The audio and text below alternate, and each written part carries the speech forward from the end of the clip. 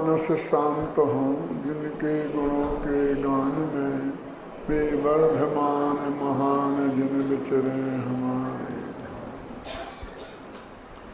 कर्ता कर्म अधिकार चल रहा है और उसमें एक प्रकरण समाप्ति की ओर है। आचार्य अमृतचंद्र देव ने उस प्रकरण की समाप्ति पर 6 कलश चढ़ाए हैं। अमृतचंद्राचार्य की ये विशेषता है कि जब उनकी बुद्धि हृदय पर हावी होती है तब वो गद्य लिखते हैं, और जब हृदय बुद्धि पर हावी हो जाता है तो उनके मुख से कविता फूट निकलती है।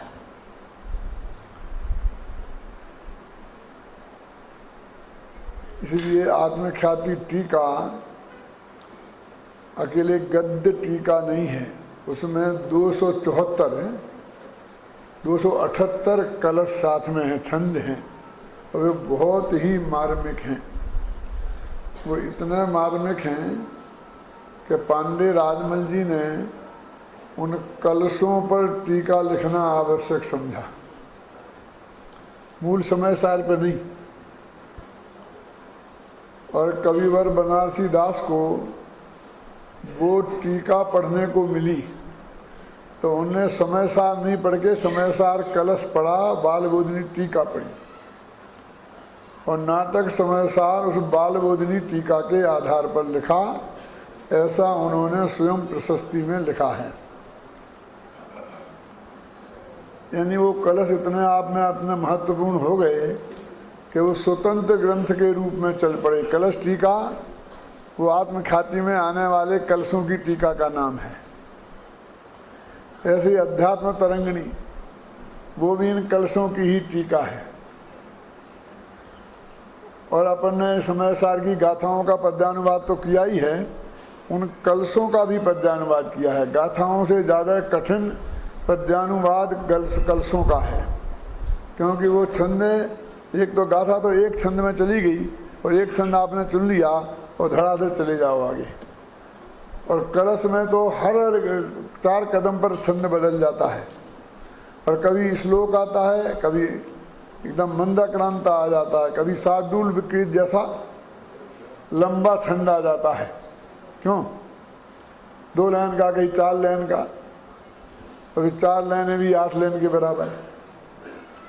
तो उनका पद्यानुवाद काफ़ी कठिन है, लेकिन अत्यंत सरल भाषा में मैंने करने की कोशिश की है।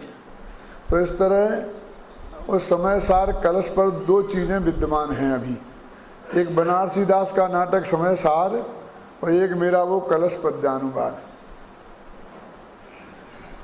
दोनों में मूलभूत अंतर क्या है वो मैं आपके दिमाग में स्पष्ट कर दूं थोड़ा, इससे आपको फर्क आए और आपको दोनों ही के पढ़ने की प्रेरणा मिले। एक दूसरे के पूरक नहीं है, माने एक दूसरे को ये नहीं है कि एक दूसरे की जगह पढ़ लो तो काम चल जाएगा, दोनों को पढ़ना पड़ेगा। बनारसी दास जी ने कलशों को सामने रखकर और ये हिंदी पद्यानुवाद नहीं किया, वो तो कलश टीका पढ़ते थे और जहाँ उनका मन रमा और वहीं वो 1-2 छंद बना देते थे। तो जब जैसा मौका लगा तो मैं कवित्व बना दिया, कहीं कुछ बना दिया, कहीं कुछ बना दिया, यानी क्रम से नहीं लिखे। और ऐसे बहुत कलश हैं कि जिनमें जो मूल कलश में बात ही नहीं है, लेकिन कलश टीका में आई है तो वो पूरी बात उसमें आ गई।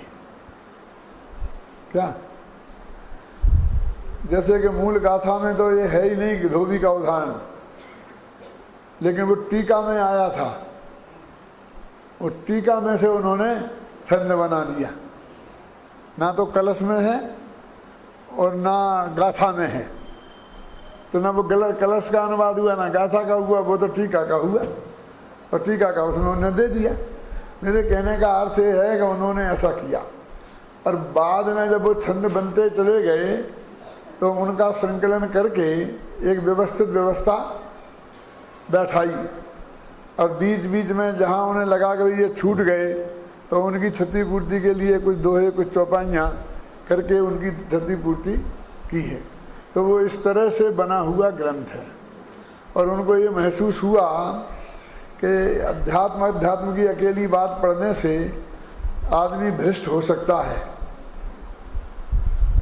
इसलिए उसे थोड़ा गुणस्थानों का भी ज्ञान होना चाहिए। तो उसने अंत में ये गुणस्थानाधिकार भी जोड़ दिया। और फिर ये लगा कि गुणस्थानाधिकार से काम नहीं चलेगा, इसके आचरण सुधारने के लिए श्रावकाचार की भी चर्चा होनी चाहिए। तो गुणस्थान अधिकार में चौथे गुणस्थान और पांचवें गुणस्थान की चर्चा करते हुए उन्होंने श्रावकाचार भी उसमें लगा दिया। तो वो समय बनारसी दास का नाटक समय सार अकेला अध्यात्म का ग्रंथ नहीं है, वो करुणानियोग का भी है, क्योंकि 14 गुणस्थान भी उसमें है और श्रावक का आचार तो श्रावकाचार भी है। ये जो आप पढ़ते हो ओरा घोर वाराणस भोजन बहुबीजा व्यंजन संधान, ये 22 अवृक्ष वो समय सार के लिखे हैं। और समय सार में 22 अवृक्षों का क्या लेना देना है? और ये जो कलश बद्धानुवाद है, ये एक एक कलश का उसकी पंक्ति पंक्ति को ध्यान में रखकर और अत्यंत सरल भाषा में उसका पूरा भाव व्यक्त करने की कोशिश की है। देखो पद्यानुवाद में ऐसा नहीं होता कि हम ले गए ऊपर लेन पे लेन के लेन का अनुवाद करते गए। ऐसा भी नहीं होता कि वे बिल्कुल अपन उसको छोड़ करके और उसके भाव को अपन कर लें। पहले पूरी तरह इसको ऑब्जर्व करना पड़ता है अंदर में, और फिर उसे पद्य की भाषा में सरल भाषा में व्यक्त करना पड़ता है। तो नीचे की पंक्ति ऊपर, ऊपर की पंक्ति नीचे हो सकती हैं। ख्याल में आई ना? ये अब कह रहे थे ना हमने सुमत जी कि इनने शुरू में कर दिया वो चैतन्य गुणमय आत्मा, उसमें तो बाद में है, इन्हें शुरू में कर दिया। तो ऐसा होता है ना, इसलिए होता है कि हमें तो आत्मा बताना है ना, और पॉजिटिव से बताना कि चैतन्य गुणमय है। अब उस आत्मा में क्या क्या नहीं है, उन्हें गाथा बनाई तब उनको उसको छंद के अनुरोध से उनको ऐसा लगा। तो इसी एक पद्धति होती है। तो इन 4 कलशों के माध्यम से ये पूरे प्रकरण का जो अपन अभी खत्म अपने चला रहा है ना, कितने दिन हो गए? 7-8 दिन हो गए ना। 11 तारीख से शुरू हुआ था, 18 तक हो चुके ना, 8 व्याख्यान हो चुके, 9वां है। जो प्रकरण आज तक कहा उसके निष्कर्ष के 6 कलश है। अब उन 6 कलशों में जो 5वां कलश है उसे देखो, उससे आपको ख्याल में आएगा एक कितनी महत्वपूर्ण बात इसमें कही है। देखो ये ना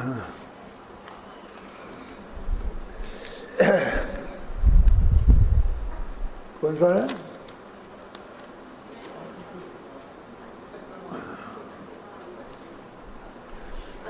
पचमन महा पर को करूं मैं यह अहम, अत्यंत ही दुर्बार है। यह है अखंड अनादि से जीवन हुआ दुश्वार है। भूतार्थ नय के प्राण से यदि लय को यह प्राप्त हो, तो ज्ञान के घन पिंड आत्म को कभी ना बंध हो। ये जो है ना पद्मन्ना छंद आसंसारात एवं धावती, इसका पद्यानुवाद है। कमल जी आप बहुत गहराई से अध्ययन करते हैं, लेकिन आपसे कहता हूँ क्या छूट गया इसमें पद्यानुवाद में? देखो देखो ऊपर नीचे माथा मारो। ऊपर की गिलास तुम्हारे पास है ही नहीं ना, किताब समय सार नहीं है। इसमें एक शब्द छूट गया। बोलो हेमचंद जी, यदेक वारम ब्रजेत, यदि एक बार ये छूट जाए, नीचे में एक बार के लिए जगह नहीं थी है ना। तो इसमें इतना ही लिखा है, भूतार्थ नय के ग्रहण से यदि प्रलय को यह प्राप्त हो। समझ में आई ना? एक बार नहीं आया। इनमें क्या छूटा है जितना हमें मालूम है उतना आपको नहीं पता लग सकता। आप दोनों को मिलान करके देखेंगे तो पता लगेगा। क्या शब्द कोई इसमें एक नई भी बात आ गई वो भी हमें पता है, क्यों आ गई वो भी पता है, लेकिन अर्थ में कोई बात। प्रलय को प्राप्त हो तो एक बार हो, बात तो एक ही है ना, मोह का नष्ट हो गया, भले ही एक बार हम शब्द छोड़ दिया। तो कितनी मर्म की ये निष्कर्ष की का कलश है कि पर को करूं मैं यह अहम अत्यंत ही दुर्वार है। मैं पर का करता हूँ ये अहंकार है, ये अत्यंत ही दुर्वार है, इसको निवारण करना अत्यंत कठिन है। यानी सबसे बड़ी समस्या कुंद के सामने, अम्बेचंद के सामने समय साल लिखते वक्त ये थी कि इस जीव में जो परद्रव्य के प्रति जो कर्तृत्व भाव जमा हुआ है अंदर में, उसको हटाना बहुत कठिन काम है। इसलिए बार बार कर्ता कर्म अधिकार में, सर्वस्व ध्यान अधिकार में, बंध अधिकार में इस बात को वो बार बार लेके आते हैं, है ना। इस पंक्ति में उनकी दृष्टि में इस विषय का महत्व और कैसे मैं इसे दूर करूं इस बात की तड़प, और अंदर में उसको कथन करना हो नहीं पा रहा है काम, इसकी प्रतीति, और उसके लिए वो आपको कह रहे हैं भैया कि पर को करूं मैं यह अहम अत्यंत ही दुर्वार है। सच बोलो ईमानदारी से, हमारी समस्या क्या है? हमें धर्म करना है, और धर्म करने के लिए हमें जो पुरुषार्थ करना है तो हमारा ध्यान कहाँ जाता है? यानी पहली बात तो है कि उसके लिए क्या करना है, ये तो बाद की बात है, लेकिन क्या करना है? क्यों? तो लोग कहेंगे कि संसार के चक्कर में फंसे हैं, स्त्री पुत्र के चक्कर में फंसे हैं, इनकी झंझट से बचना है। कुछ लोग ये कहेंगे कि इन सब का राग द्वेष छोड़ना है, इसकी झंझट से बचना है। और मुमुक्षु होंगे तो ये कहेंगे नहीं हमको सबसे पहले मिथ्यात्व छोड़ना है। क्यों? क्योंकि वो बात तो होगी संयम जैसी कि घर बार को छोड़ दो, स्त्री पुत्र परिवार को छोड़ दो, उसको सारा जगत आजकल संयम मानता है। कभी कभी गुरुदेव भी बोलते थे, आपने सुना होगा, उनके मुख से नहीं टेपों में सुनते हुए, कि जब हम गृहस्थी में थे, घर में थे। क्यों? सुना क्या नहीं सुना? मैंने कहा था गुरुदेव से कहो अब कहाँ हैं आप? तो ज़्यादा समझ में आया कि नहीं आया? अरे अभी भी ये चौथे गुणस्थान में है तो गृहस्थों का ही गुणस्थान है। अभी आप कोई साधु थोड़े हो गए। कहा मैंने, ऐसा नहीं आपसे कह रहा हूँ, गुरुदेव से कहा, ये समय सार की साक्षी पूर्वक कह रहा हूँ। क्यों? गृहस्थी में थे का मतलब सिर्फ इतना ही है कि वो घर में धंधा पानी करते थे, समझ आशा रहते थे। वो गृहस्थ धर्म नहीं है। ये तो जब तक मुनि दशा नहीं आएगी तब तक एक गृहस्थी में ही है, क्योंकि चौथे और पांचवें गुणस्थान गृहस्थ धर्म के भेद हैं। 11 प्रतिमाएं गृहस्थ धर्म में ही आती हैं, समझिए। ऐसा भ्रम नहीं है कि मैं तो गृहस्थी में हूँ और सुमत जी गृहस्थी से निकल गए।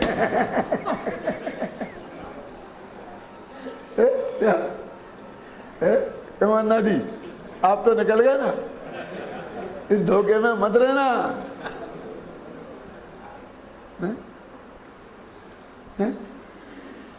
ये बाहर के कपड़ों से क्या फर्क पड़ता है?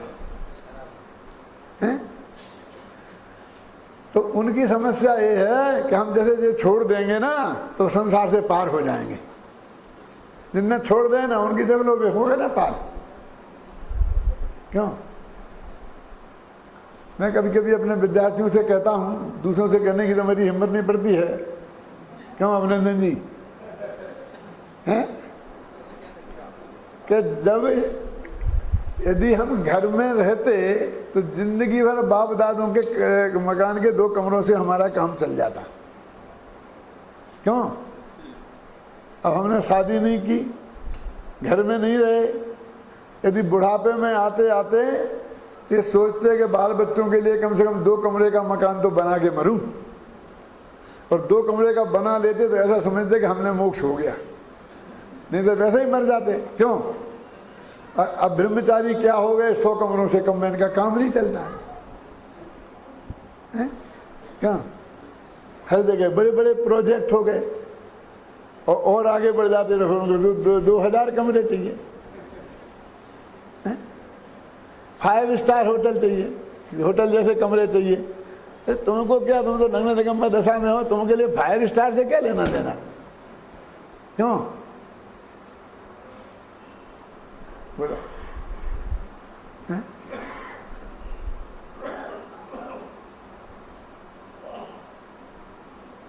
अब मेरी बात समझ में आ रही कि नहीं है? क्यों? तो वो समझते हम इससे छूट गए, कहाँ छूटे? और हम मोक्ष कहते कि भाई हम क्या मोक्ष में मिथ्यात्व से छूट जाते, लेकिन मिथ्यात्व को जानते हो क्या है? हाँ वो जानता है। अभी दिनेश भाई से पूछेंगे तो फलाने कर्म की प्रकृति का उदय फलाना आता है, ऐसा होता है, ऐसा होता है, ऐसा है, वैसा है, हैं? ये बोलेंगे अन्ना जी, ये बोलेंगे। क्यों? हैं? और चरणान योग वालों से बोलेंगे कि गीत मिथ्या दृष्टि 5वें अध्याय वाले, 6वें अध्याय वाले, 7वें अध्याय वाले। क्यों? तो हमें 4 अध्याय पढ़े। क्यों? लेकिन इसमें एक पंक्ति नहीं, आधी पंक्ति में बता दिया कि संसार क्या है। पर को करूं मैं यह अहम, अत्यंत ही दुर्बार है। तो ये संसार क्या लिखा? मूल में तो देखो ऊपर छंद पढ़ो, असंसारात। ये कब से है जो अहम? कि अनादि संसार से है। संसार से अनादिकाल का संसार है ना तुम, तब से ये अहम है। तो इससे छूटना इतना सी बात है। देखो ये कितनी बड़ी चीज कितनी छोटी रह गई। हमने छोटी चीज को बहुत बड़ी बना दी है। इसके लिए मैं एक उदाहरण दिया करता हूं कि हमें मध्य प्रदेश में जो गेहूं है, मान लीजिए वे 1000 रुपये क्विंटल हैं, और उत्तर प्रदेश में गेहूं है वो 800 रुपये क्विंटल है। समझ में ना? कि महाराष्ट्र में, आपको महाराष्ट्र अच्छा लगता हो तो क्यों? अब हमको ये गेहूं महाराष्ट्र से हम मध्य प्रदेश में ले जाएं तो 200 रुपये क्विंटल का फायदा है। कितना बड़ा मुनाफा है बोलिए तो है? अब गेहूं कहाँ है? कि महाराष्ट्र के कोल्हापुर जिले में, और मध्य प्रदेश में ले कहाँ जाना है? मध्य प्रदेश के भिंड जिले में, मुरैना भिंड में। कितना दूर है? 1500 किलोमीटर। हाय राम, यदि ये 1500 किलोमीटर कैसे ले जाएंगे? कदम कदम पर पुलिस है, हर जगह चेकिंग है। क्यों? कितना बड़ा हमें कठिन काम लगता है, हैं? लेकिन ये काम कितना सरल है, क्योंकि महाराष्ट्र का गेहूं महाराष्ट्र में तो ले जा सकते हो कि नहीं, उसमें तो कोई रोक टोक नहीं है ना। तो महाराष्ट्र की बॉर्डर तक ले आओ, यहाँ पर नागपुर के वहाँ ले आओ, बिल्कुल वहाँ पर। क्यों? वहाँ तक कोई रोक नहीं है। और रायपुर में अथवा उधर भोपाल में, उधर मध्य प्रदेश लग गया है, तो वहाँ पर कितनी इंच की बॉर्डर कितनी है ये मालूम? आड़े बाल के बराबर। गणित में बोलते हैं रेखा किसे बोलते हैं? बोलो बेटा, बोलो बोलो। जिसमें लंबाई तो होती है और मोटाई नहीं होती। क्यों? तो रेखा तो उसके बीच में ऐसी है ना, उसमें मोटाई तो है ही नहीं। माने एक आड़े बाल के बराबर भी जमीन ऐसी नहीं है कि ना जो मध्य प्रदेश हो ना जो महाराष्ट्र हो, दोनों के बीच में नहीं है ना।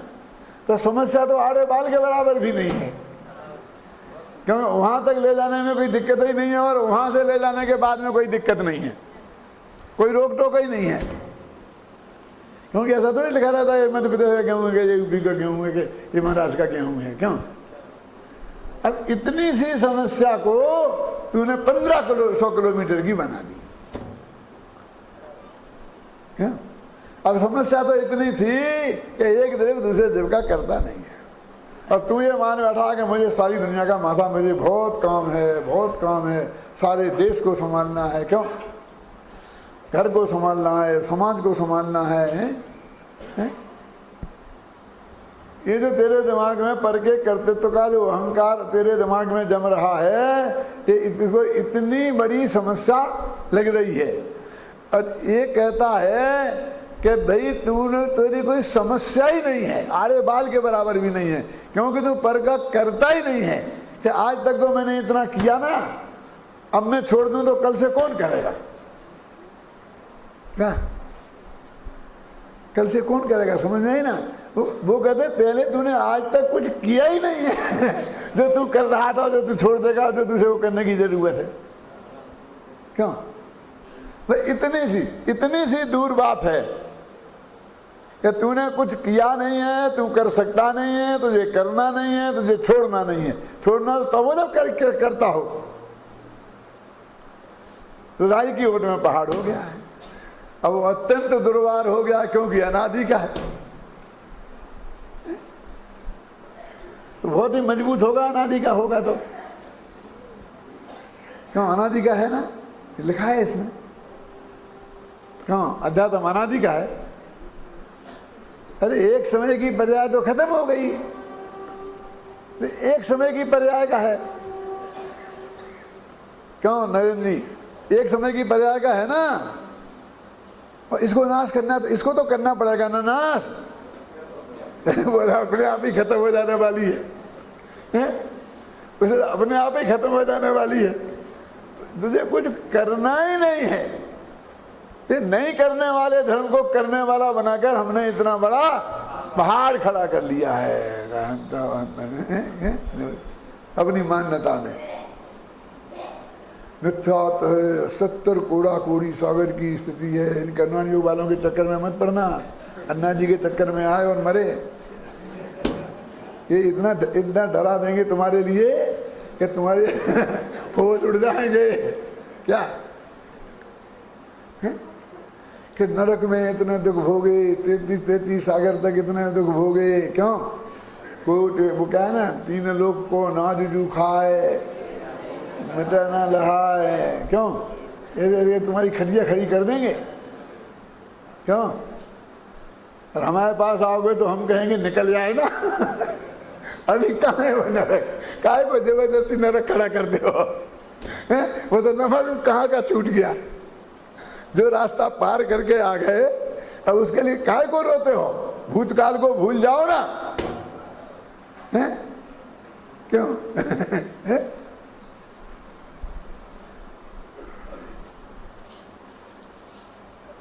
क्या लिखा देखो, पद को करूं मैं, इतना सा मिथ्यात्व है और इसका नाश करना है। क्या अनादि का तो अपने आप ही नष्ट होता चला आ रहा। 1 मिनट की है अभी जो वर्तमान में तेरी मान्यता है वो है, वो कौन सी विकृतियों में क्या विच्छुत्ति होगी, क्या संक्रमण होगा, क्या वो होगा, बदला बदली होगी, फिर ऐसा जाएगी। वो अनंतानंदी अप्रत्यक्ष खाना में बदलेगी, प्रत्यक्ष खाना में बदलेगी। बदले तो हमें क्या लेना देना, हमें क्या करना है उसमें? बोलिए। क्यों? तू तो इतना कर कि ये मैं कुछ नहीं किया। वो कहते हैं कि नहीं करूंगा तो मैं मान सकता हूं, आपकी प्रतिज्ञा ले भी तैयार हूं, लेकिन आज तक जो करे वे तो भोगने पड़ेंगे ना। क्या कहता कि नहीं कहता? उनका क्या होगा? मैंने एक दिन कहा था, थोड़ा सा कर्णन योग पढ़ाया था कि भैया ये 7 कर्म तो वे क्या हैं? नपुंसक हैं, बांझ हैं। ये इनकी संतति पैदा नहीं होती, ये आगामी बंध में निमित्त नहीं है। इनके उदय में जो भी आपको भोगी अवस्था, बस तुमने वह भोगी और खेल खत्म। आगे संतति नहीं चलती इनकी। अकेले मोह कर्म है जिसके उदय में जो भाव होते हैं, 2 ही भाव होते हैं। क्यों? एक तो पर में एकत्व बुद्धि रूप मिथ्यात्व और बाकी क्रोधादि कसाय। बस ये बंद के निमित्त हैं। उनकी क्यों चिंता करता है? अब उसको ये कहते इतना किया, हे भगवान इतने पाप किए, इतने पाप किए, हिंसादि के पुण्य झूठे न चोरी, पर बनिता सौद्रगे जोरी, आरंभ परिग्रह भीने, पन पापे जुया वेदे कीने। है ना, आलोचना आलोचना में है ना। वो कहते हैं कि तूने कुछ किया ही नहीं है तो भी इतने कर्म क्यों बंधे। आगे अभी एक कलश आएगा बहुत बढ़िया, बहुत वो कलश मुझे बहुत प्यारा है और मैं कई दफ़े सुनाता हूँ लोगों को, आपने भी शायद सुना होगा। उसमें ये आता है कि विकल्प कहा परम कर्ता, विकल्पा कर्म केवलम। बस एक पंक्ति बहुत पर्याप्त है, ऐसे कैसे लिखवा लो कहीं भी। ये विकल्पक आत्मा करता है और विकल्प ही उसका कर्म है। ये भी अशुद्ध निश्चय से घबराना नहीं, लेकिन ये भी कितना मार्मिक है। क्या कहते हैं विकल्प, आत्मा को जानने के कारण ज्ञायक कहते हैं ना, देखने के कारण दर्शक कहते हैं कि नहीं है? ऐसे ही विकल्प करने के कारण हमने उसका नाम रखा विकल्पक। कौन सा आत्मा? विकल्पक आत्मा, मैंने विकल्प करने वाला आत्मा नाम रखा है। उतना वो भी इसकी वजह से रखा है क्योंकि उसके विकल्प हो रहा है और वो विकल्प रूप परिणमित हुआ है। अभी मैं पीछे कलश पढ़ूंगा या परिणमति सा करता वाला, उससे बात आएगी। विकल्प कर्म केवलम, और उसका कर्म यदि है कदाचित, पूरी तरह तो मैं नहीं कहता हूं कि है ही। अज्ञानी के, ज्ञानी के भी विकल्प होता है लेकिन वो उसका कर्ता नहीं है, लेकिन वो विकल्प ही उसका कर्म है। जैसा विकल्प हुआ है, विकल्प के अनुसार परिणमन यदि कदाचित लोक में हो भी गया हो तो भी उस परिणमन का कर्ता वो नहीं है। क्या समझे ना? जैसे हमने किसी को मारने का भाव किया, अब वो नहीं मरा तो वो क्रिया ही नहीं हुई तो उसका कर्ता होने का तो सवाल ही कहाँ है मेरा। लेकिन यदि वो मैंने विकल्प किया, कुछ लोग कहते हैं ना, कुछ लोग बहुत बड़ा होता है, उनका वचन फलता है, यदि उनके मुंह से आशीर्वाद निकल जाए तो वो उसकी नैया पार हो जाती है, और शराब निकल जाए तो बस। और हिंदू धर्म के ऋषि तो शराब ही शराब देने के लिए प्रसिद्ध में कहानी किससे हैं, और उन्होंने शराब दे दिया, शराब दे दिया, शराब दे दिया। क्यों कहते हैं नहीं? वो कहते हैं कि उसने विकल्प किया, शराब देने का किया चाहे आशीर्वाद देने का किया, लेकिन तेरा जो भला बुरा हुआ है उसके विकल्प के कारण उसका विकल्प मात्र नहीं हुआ है, क्योंकि दोनों के बीच में वज्र की दीवार है अत्यंता भाव की। तो क्या हुआ है कि विकल्प ही वो कर्ता यदि है तो उस विकल्प का ही है, वो भी मिथ्यात्व सहित हो। तो मिथ्यात्व के बिना भी विकल्प भी होता है ज्ञानी की, लेकिन वो ज्ञानी उसके विकल्प का कर्ता नहीं है। आपको भला करने का आशीर्वाद ज्ञानी ने दिया, अब बुरा करने का तो देगा ही नहीं।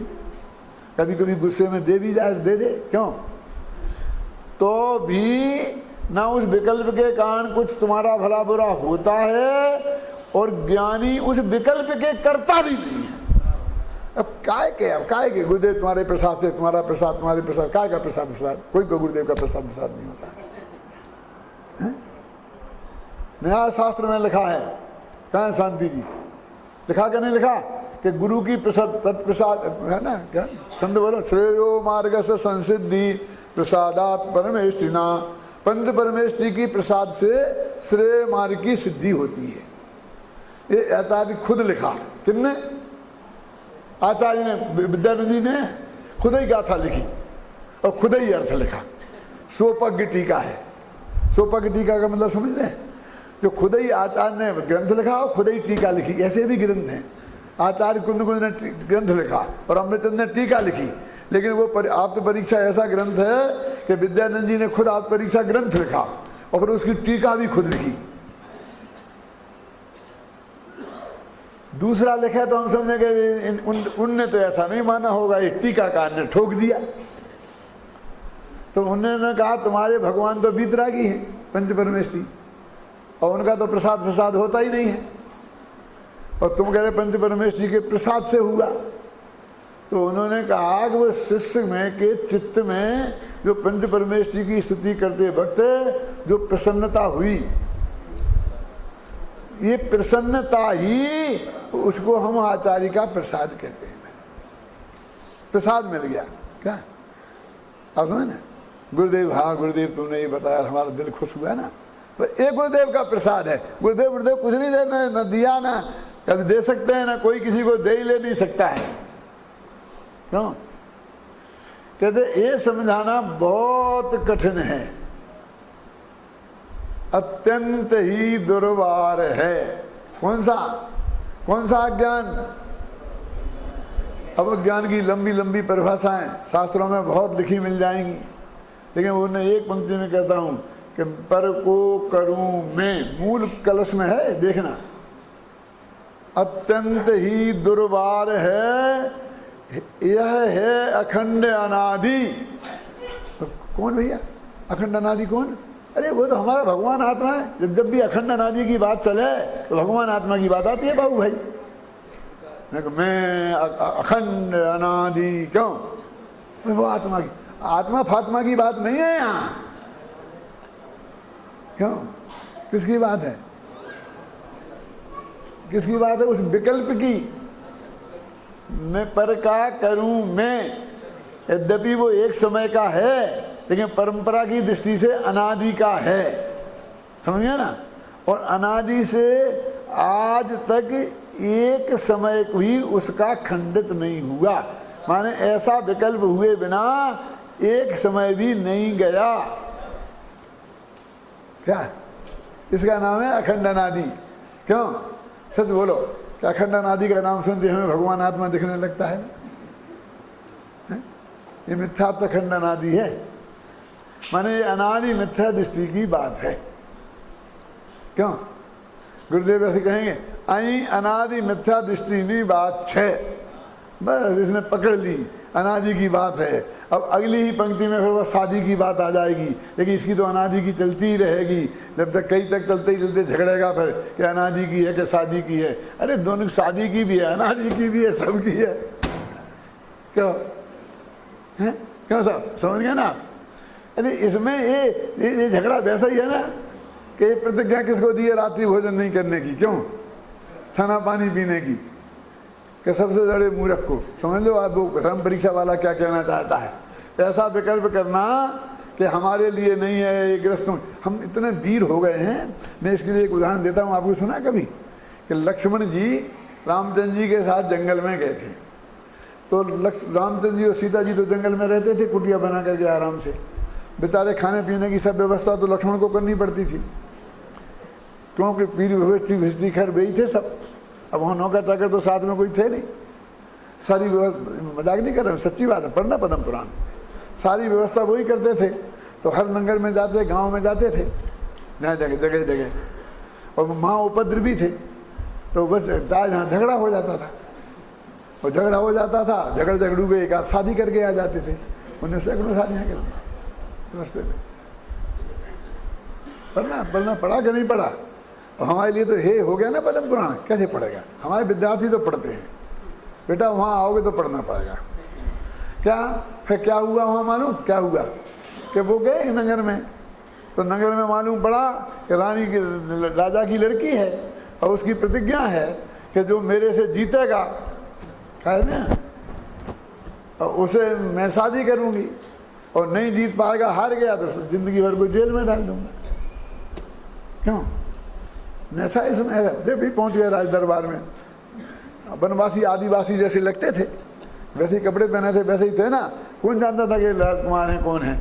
वहाँ पहुंच गए तो गए, कौन आ गया कौन आ गया, हटाओ हटाओ हटाओ। जब लोग दौड़े भगाओ निकालने को बाहर को, पकड़ के खड़े रहे, नहीं निकलते, जाओ देखो जिसको दिखे जो कर लो। लड़ने झगड़ने को तैयार हो गए। लड़ने झगड़ने को तैयार हो गए तो सामने वालों ने तीर चलाए।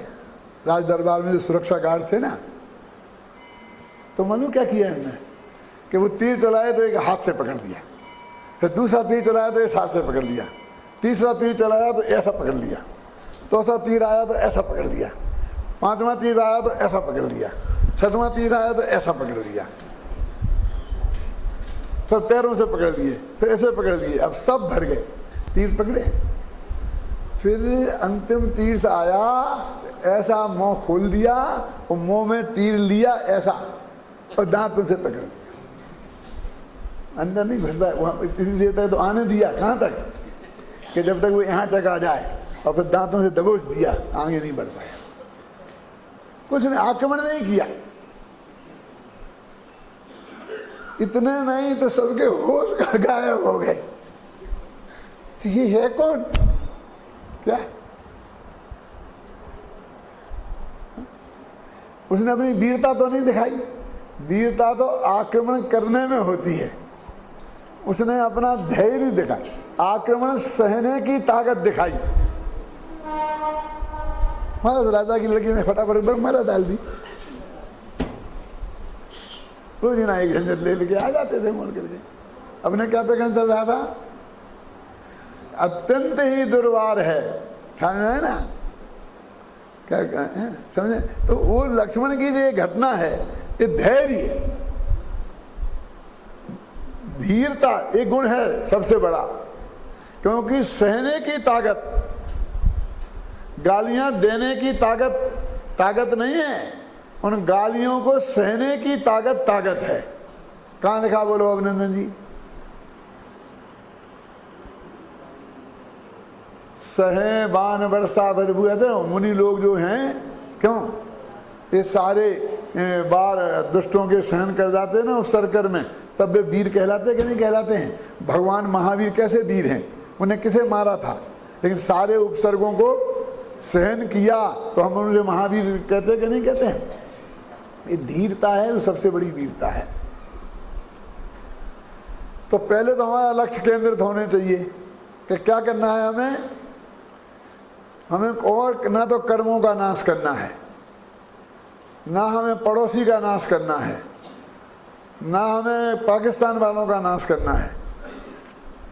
हमको तो यदि हमारा शत्रु है तो वो क्या है? हमारी वो एक समय की मान्यता जो अनादि से चली आ रही अखंड रूप से, हर समय नई नई, वो अत्यंत ही दुर्वार है। माने उस पर कितने ही आप वार करो तो लक्ष्मण जैसी धीर है, सब बर्दाश्त, कुछ नहीं। क्यों? कितने कितने ज्ञानियों ने वार किए, एक देव दूसरे देव का करता नहीं है। और अपने को गुरुदेव की 45 वर्ष तक सुने, ये बात है कि नहीं है? तो आप सोचो कि हमारे कर्तृत्व में कितना ढीलापन आया है, इतनी बात बता दो। ढीलापन भी आया हो तो बताओ। मैंने देश का किया, समाज का किया, घर का किया, इसका किया, इसका और करना बाकी है, ये काम खत्म ही नहीं होते हैं।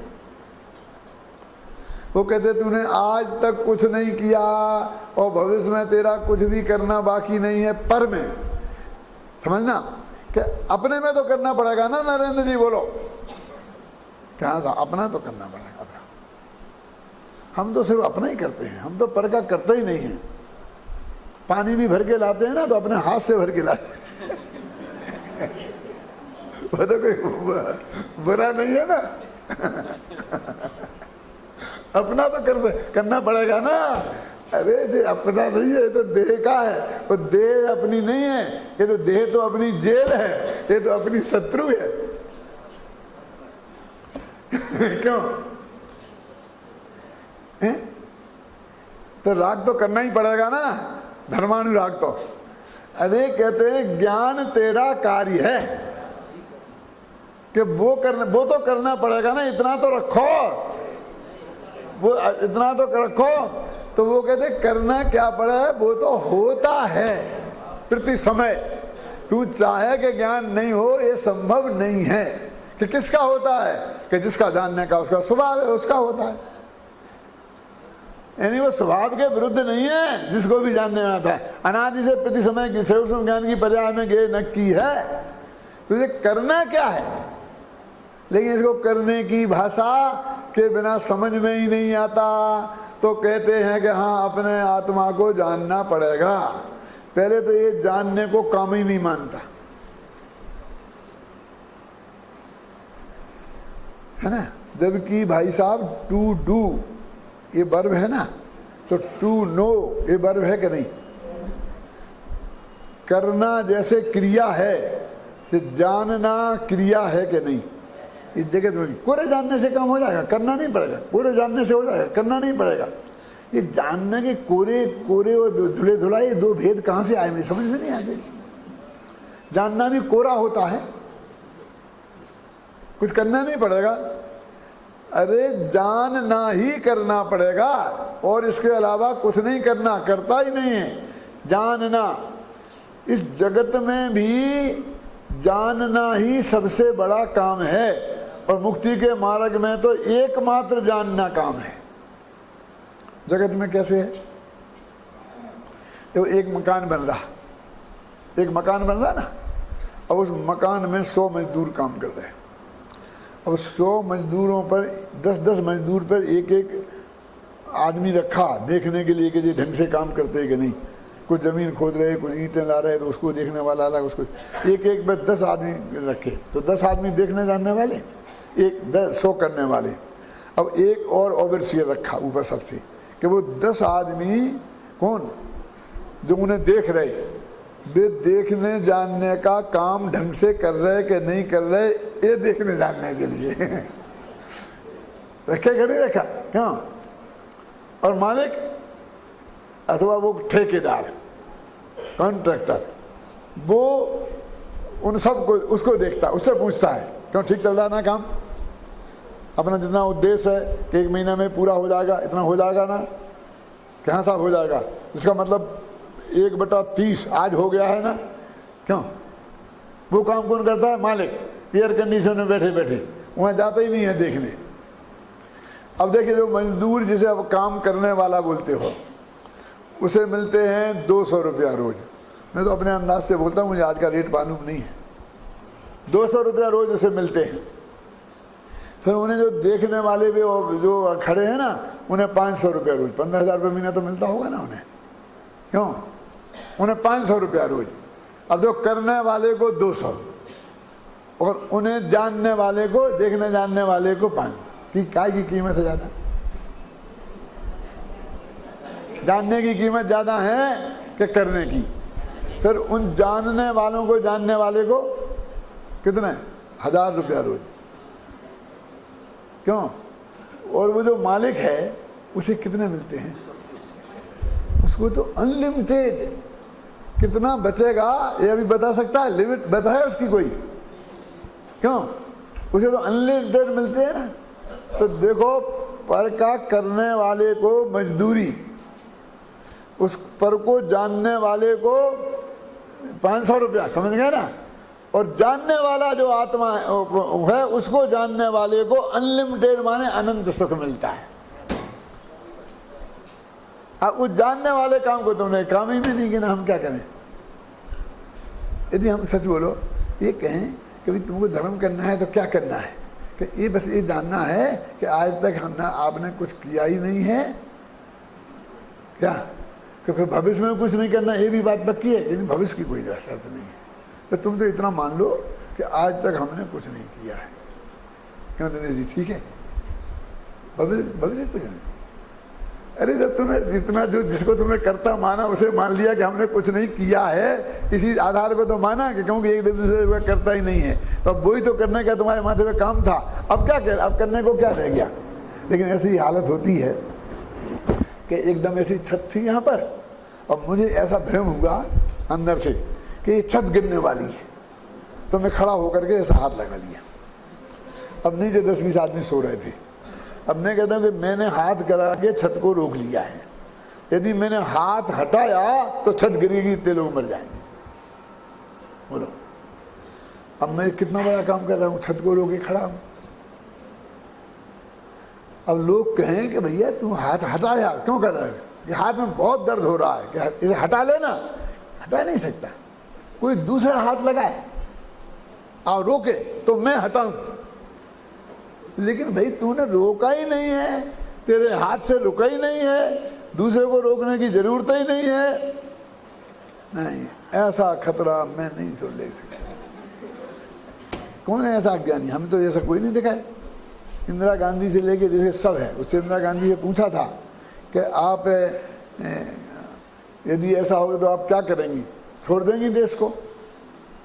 मैं इस देश को मझधार में कैसे छोड़ सकती हूँ? क्यों? आखिर मैंने 17 साल से संभाल के रखा है, उसके पहले मेरे बाप ने संभाला था। क्यों? ऐसे नहीं मझधार में कैसे छोड़ सकती हूँ? अरे किसी ने नहीं संभाला, कोई के संभालने से कुछ समझता नहीं है। क्यों?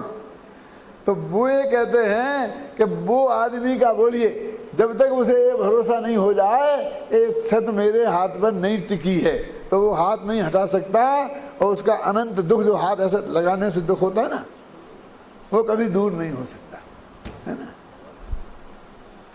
अब उसका उपाय कितना सा छोटा सा है, सिर्फ इतना जानना है कि मेरे हाथ लगाने से ये छत 1 सेकंड भी रुकी नहीं है, बस इतना।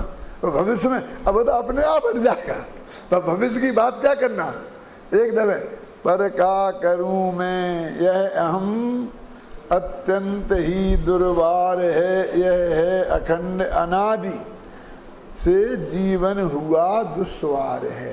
ये जीना मुश्किल हो गया, बहुत काम है मेरे को, तो सुबह से न रात में नींद आती है, न सुबह ये होता है, ये करना ये करना ये करना। क्यों? कितने विकल्पों से ये मरता है, मेरी बहुत बड़ी जिम्मेवारी है। जीवन हुआ दुस्वार है।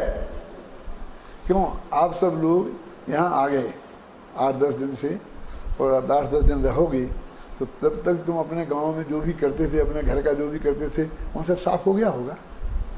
क्यों? कि सब वैसे ही चलता होगा कि तुम जाओगे तो सब लोग कहेंगे पापा आप चले गए थे, हमें कितनी तकलीफ हुई, ये हुआ हुए। ये कोई कहने वाला है? जाके कहना, पूछना, नहीं नहीं नहीं पापा आप चिंता मत करो, कुछ नहीं, आप तो 1 महीना और रहते, वहाँ जाना जाओ, डॉक्टर साहब भारत के साथ चले जाओ, अमेरिका चले जाओ ना उनके साथ, कोई दिक्कत नहीं है। सब यही कहने वाले हैं। लेकिन सच्ची बात क्या है? सच्ची बात ये है कि हमें ये सुनना पसंद नहीं है। हमें ये सुनना पसंद है कि पापा बहुत तकलीफ हुई, आप चले गए, हम तो रोजीना याद करते थे। ख्याल में है ना। मैं एक आदमी का नाम नहीं लेना चाहता हूँ, लेकिन मेरे पास ऐसे कई आदमी हैं कि भैया मैं 20 दिन आए हो गए, बच्चों का एक फोन नहीं आया। कि आज तो हमने उसमें बात करते देखा था कि यहाँ पर झक मार के मैं ही ने लगाया,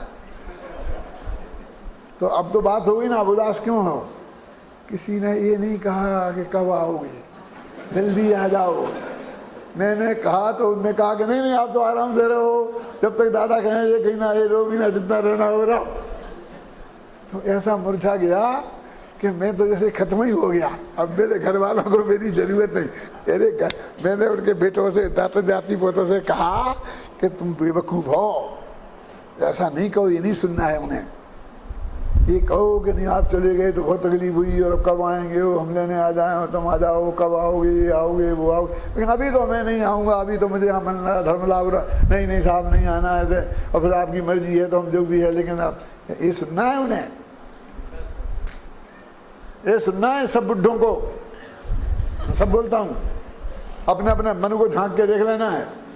आपकी बिल्कुल जरूरत नहीं है, ये किसी को नहीं सुनना है। क्यों? यदि मेरे को अभी तबीयत खराब हो जाए और 8 दिन के लिए मैं अस्पताल में भर्ती हो जाऊं, क्यों? फिर 8 दिन बाद आऊं, तो मुझे आप लोगों से ये नहीं सुनना है दादा आप गए तो मजा आ गया, सब काम बहुत बढ़िया चला, कोई तकलीफ नहीं हुई, इतना बढ़िया शिविर चला। ये नहीं सुनना है। ये सुनना है कि सब सुना हो गया था। इस मूर्खानंद को क्या सुनना है?